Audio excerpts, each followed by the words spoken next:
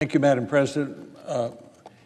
Madam President, in this impeachment proceeding, I worked with other senators to make sure that we had the right to ask for more documents and witnesses, but there was no need for more evidence to prove something that I believed had already been proven and that did not meet the United States Constitution's high bar for an impeachable offense. There was no need for more evidence to prove that the president asked Ukraine to investigate Joe Biden and his son Hunter.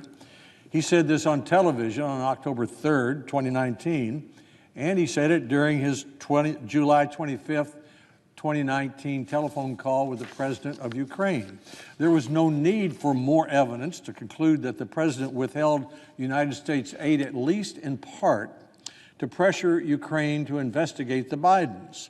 The House managers had proved this with what they called a, quote, mountain of overwhelming evidence.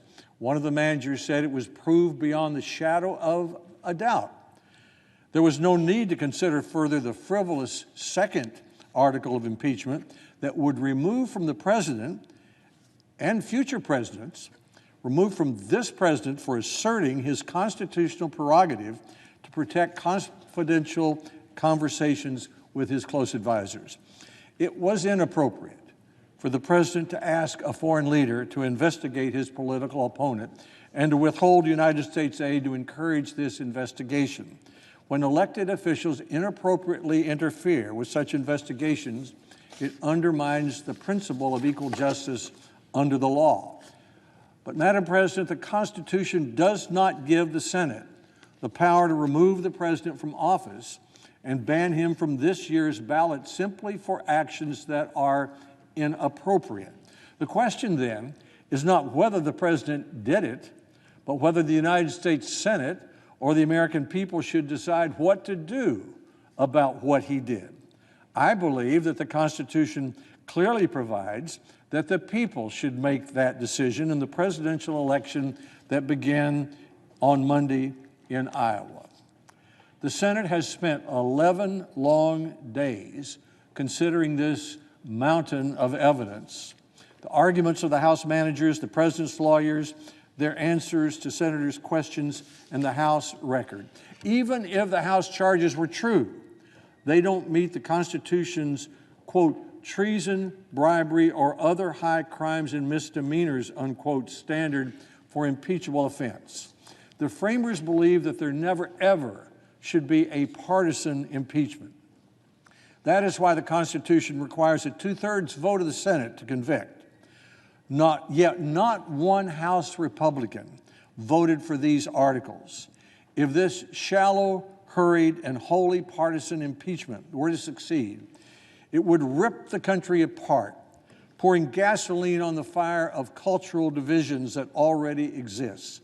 It would create a weapon of perpetual impeachment to be used against future presidents whenever the House of Representatives is of a different political party.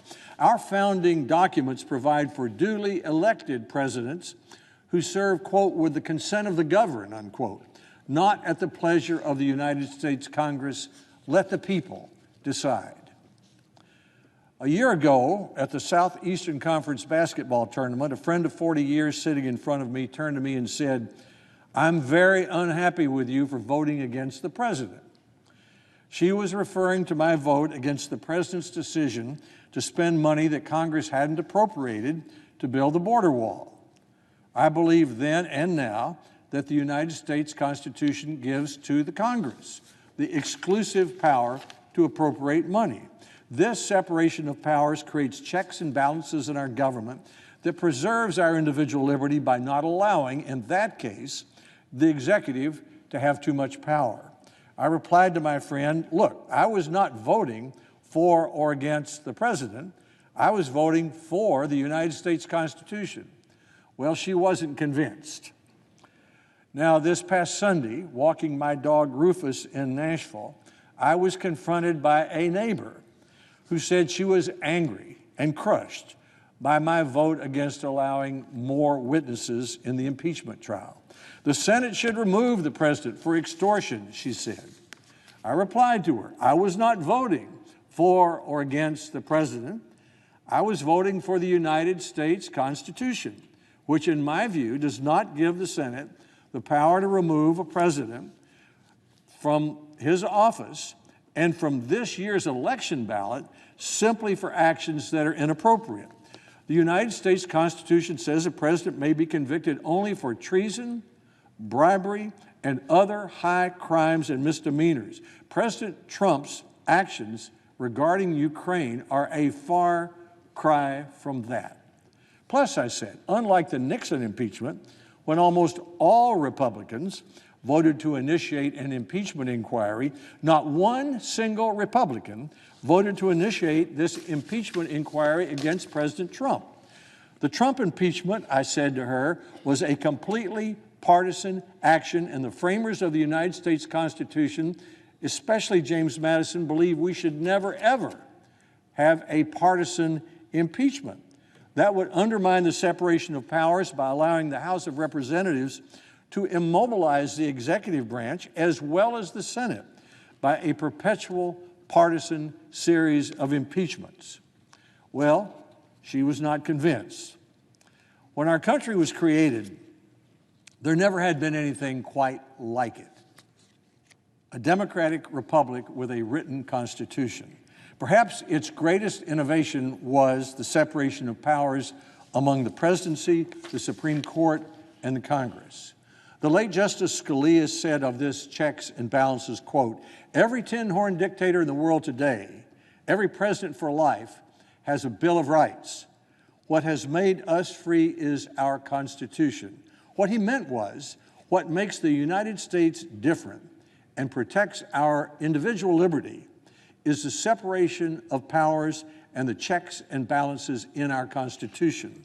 The goal of our founders was not to have a king as chief executive on the one hand, or not to have a British-style parliament on the other, which could remove our chief executive or prime minister with a majority or no confidence vote. The principal reason our Constitution created a United States Senate is so that one body of Congress can pause and resist the excesses of the executive or popular passions that can run through the House of Representatives like a freight train. The language of the Constitution, of course, is subject to interpretation, but on some things its words are clear. The president cannot spend money that Congress doesn't appropriate, that's clear, and the Senate can't remove a president for anything less than treason, bribery, high crimes, and misdemeanors, and 2/3 of us, the senators, must agree on that. That requires a bipartisan consensus. We senators take an oath to base our decisions on the provisions of our Constitution, which is what I have endeavored to do during this impeachment proceeding. Now, Madam President, I ask consent to include a few documents in the record following my remarks. They include an editorial February 3rd from the Wall Street Journal, an editorial from the National Review, also dated February 3rd, an opinion editorial by Robert Doar, president of the American Enterprise Institute, on February 1st, an article from the Knoxville News-Sentinel yesterday, and a transcript from my appearance on Meet the Press on Sunday, February 2nd, 2020. These documents illuminate and further explain my statement today. Thank you, Madam President. Without objection.